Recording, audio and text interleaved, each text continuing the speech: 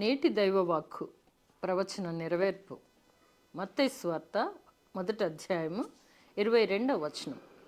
ఇదిగో కన్యక గర్భవతి అయి కుమారుని కనును, ఆయనకు ఇమ్మానుయేలు అని పేరు పెట్టుదురు అని ప్రభువు తన ప్రవక్త ద్వారా పలికిన మాట నెరవేరునట్లు ఇదంతయు జరిగెను.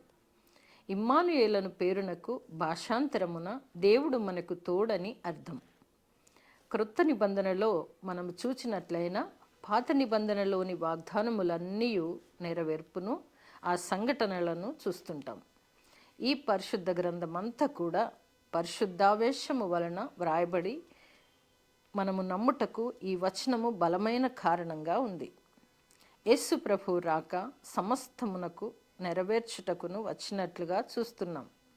దేవుడు తానే స్వయంగా తన ప్రవక్తల ద్వారా మాట్లాడినటువంటి విషయాలను ధ్యానించుకుంటూ ఉండాలి.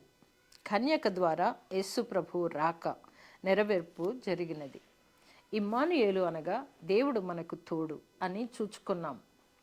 అందులో యేసు ప్రభు పుట్టుక, ఆయన జీవితము, ఆయన మరణ శ్రమల పునరుత్థానము, వీటన్నింటికీ పునాది పాత నిబంధనలోని ప్రవచనములని తెలియచున్నది. ఈ లోకంలో యేసు ప్రభు జీవితము, దైవత్వం అనబడిన ఇమ్మానుయేలు జీవితము, దేవుని స్వభావములన్నీ, పనులన్నీ, వాటి పరిపూర్ణ సౌందర్యముతో మహిమతో వెల్లడి చేసిన దైవత్వము కలిగిన అంతయు మనము తెలుసుకుంటూ మన జీవితాలను క్రీస్తు కలిగిన జీవితాలుగా మార్చుకోవాలి.